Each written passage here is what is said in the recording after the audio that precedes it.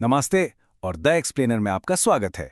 आज हम एक ऐसी कमाल की टेक्नोलॉजी के बारे में बात करने वाले हैं जो आपके बिजनेस का स्टोरेज खर्च कह सकते हैं आधा कर सकती है या शायद उससे भी कहीं ज्यादा कम।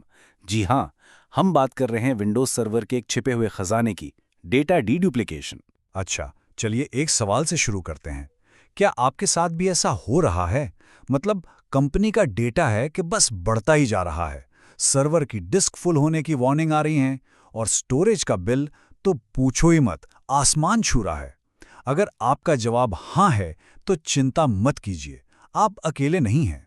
ये आजकल के डिजिटल बिजनेस की एक बहुत ही कॉमन प्रॉब्लम है। तो आज हम क्या क्या देखने वाले हैं? सबसे पहले जानेंगे कि ये डेटा डीडुप्लिकेशन आखिर है क्या। फिर देखेंगे कि आपके बिजनेस को इससे क्या फायदे हो सकते हैं। विंडोज सर्वर में इसे सेटअप करना सीखेंगे, इसकी परफॉर्मेंस को मॉनिटर करेंगे और आखिर में इसे बढ़िया से चलाने के लिए बेस्ट प्रैक्टिसेस पर भी बात करेंगे।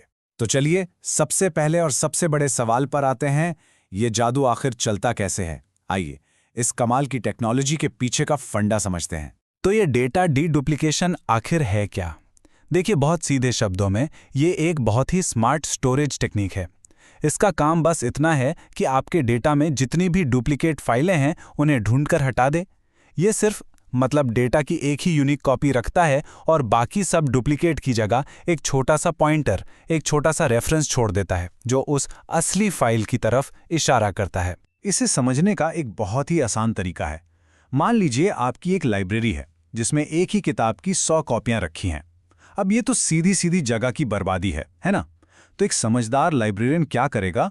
वो उस किताब की सिर्फ एक कॉपी रखेगा और बाकी 99 लोगों को एक छोटा सा कार्ड दे देगा जिसपे लिखा होगा कि असली किताब कहाँ रखी है। बस डेटा डीडुप्लिकेशन आपके डिजिटल डेटा के साथ बिल्कुल यही करता है। तो बैकग्राउंड में होता क्या है? ये पूरा प्रोसेस 4 सिंपल स्टेप्स में काम करता है। पहला, चंकिंग। इसमें सिस्टम आपके डेटा को छोटे छोटे टुकड़ों में चंक्स में तोड़ देता है। फिर आता है फिंगरप्रिंटिंग। हर टुकड़े को एक यूनिक डिजिटल फिंगरप्रिंट मिलता है, उसके अपनी पहचान। इसके बाद इंडेक्स लुकअप। सिस्टम चेक करता है कि भाई ये फिंगरप्रिंट पहले से हमारे पास है या नहीं। अगर फिंगरप्रिंट नया है तो वो चंक स्टोर हो जाता है और अगर ये डुप्लीकेट है तो उसे स्टोर नहीं करते, बस उसकी जगह एक पॉइंटर रख देते हैं। सिंपल। ठीक है, तो अब हम ये तो जान गए कि ये है क्या, पर असली सवाल ये है कि आपको इससे क्या लेना देना, आपको इसकी परवाह क्यों करनी चाहिए। चलिए अब इस पर बात करते हैं कि ये सिर्फ कोई फैंसी टेक्नोलॉजी नहीं बल्कि आपके बिजनेस के लिए एक असली गेम चेंजर कैसे बन सकती है। जरा इस नंबर पर गौर कीजिए, 10:1। और नहीं, ये कोई मनगढ़ंत आंकड़ा नहीं है, ये एक टिपिकल डीडुप्लिकेशन रेशियो है। सोचकर देखिए, इसका मतलब है कि जो डेटा 10 टेराबाइट की जगह ले रहा था वो अब सिर्फ 1 टेराबाइट में फिट हो सकता है। बस एक पल के लिए सोचिए, आपके स्टोरेज कॉस्ट पर इसका कितना पॉजिटिव असर पड़ेगा। और फायदे सिर्फ यहीं खत्म नहीं होते, आपको कम स्टोरेज हार्डवेयर खरीदना पड़ेगा। सीधी सीधी बचत। कम हार्डवेयर का मतलब है कि बिजली और कूलिंग का बिल भी कम आएगा। और क्योंकि अब डेटा बहुत कम हो गया है तो आपके बैकअप और रिकवरी वो भी रॉकेट की तरह तेज हो जाएंगे। साथ ही आपके नेटवर्क पर भी लोड कम होगा। हर तरफ से विन विन सिचुएशन है। ठीक है, थ्योरी बहुत हो गई, अब प्रैक्टिकल पर आते हैं। और अच्छी खबर यह है कि ये पावरफुल फीचर विंडोज सर्वर में पहले से ही बना हुआ है, आपको बस इसे एक्टिवेट करना है। तो चलिए देखते हैं कि इसे चालू कैसे करना है। यहां पर माइक्रोसॉफ्ट का अप्रोच काफी स्मार्ट है।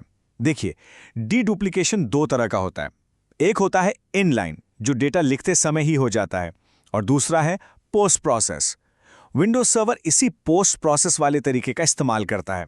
इसका मतलब यह है कि डीडुप्लिकेशन का काम डेटा सेव होने के बाद बैकग्राउंड में आराम से होता रहता है। और इसका सबसे बड़ा फायदा क्या है? आपके लाइव सर्वर की परफॉर्मेंस पर कोई असर नहीं पड़ता, जरा सा भी नहीं। इसीलिए ये प्रोडक्शन एनवायरनमेंट के लिए एकदम सेफ ऑप्शन है। और इसे सेटअप करना तो बच्चों का खेल है, सच में।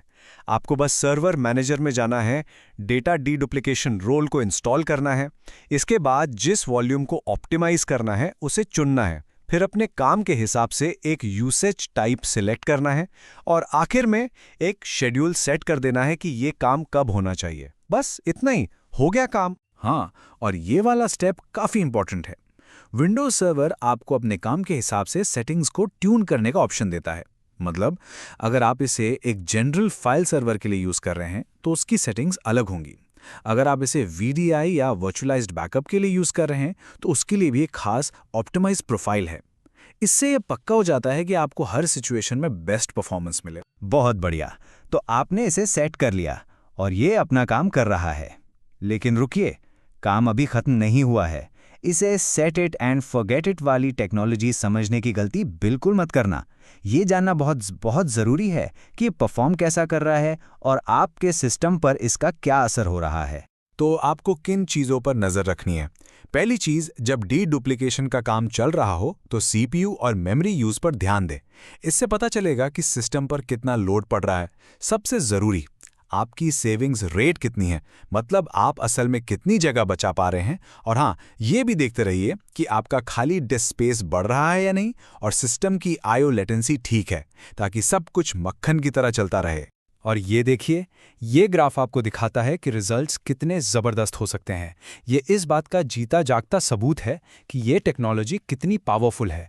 डीडुप्लिकेशन से पहले 10 टेराबाइट्स और उसके बाद सिर्फ 1 टेराबाइट। ये तस्वीर खुद ही सारी कहानी कह रही है। चलिए, अब आते हैं हमारे आखिरी लेकिन बहुत ही ज़रूरी सेक्शन पर। इन शानदार रिजल्ट्स को लंबे समय तक बनाए रखने के लिए आपको सिस्टम का थोड़ा ख्याल तो रखना ही पड़ेगा। तो चलिए कुछ ज़रूरी मेंटेनेंस और बेस्ट प्रैक्टिसेस पर नज़र डालते हैं। सिस्टम को एकदम फिट रखने के लिए बैकग्राउंड में 3 खास काम होते रहते हैं। पहला है ऑप्टिमाइजेशन, जो नई फाइलों को डीडुप्लिकेट करता है।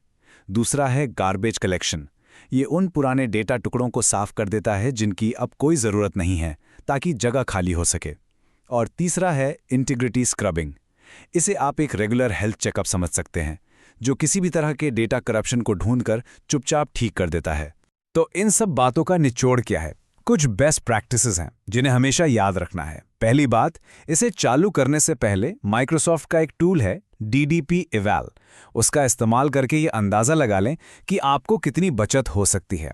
दूसरी, मेंटेनेंस का काम हमेशा ऑफ पीक आवर्स में ही शेड्यूल करें, जैसे कि रात में या वीकेंड पर।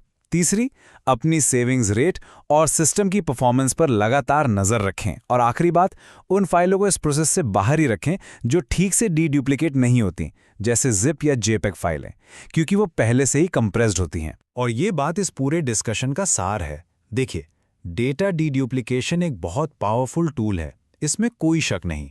लेकिन ये कोई जादू की छड़ी नहीं है कि बस एक बार घुमाएं और काम खत्म। इसके फायदों को लगातार बनाए रखने के लिए आपको थोड़ी निगरानी और थोड़ी देखभाल करनी ही पड़ेगी। तो अब जब आप ये सब जान चुके हैं, सवाल ये नहीं है कि क्या आपको इसे इस्तेमाल करना चाहिए।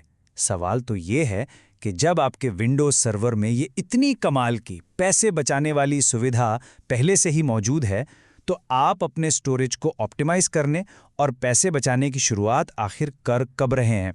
आज हमारे साथ जुड़ने के लिए बहुत बहुत शुक्रिया।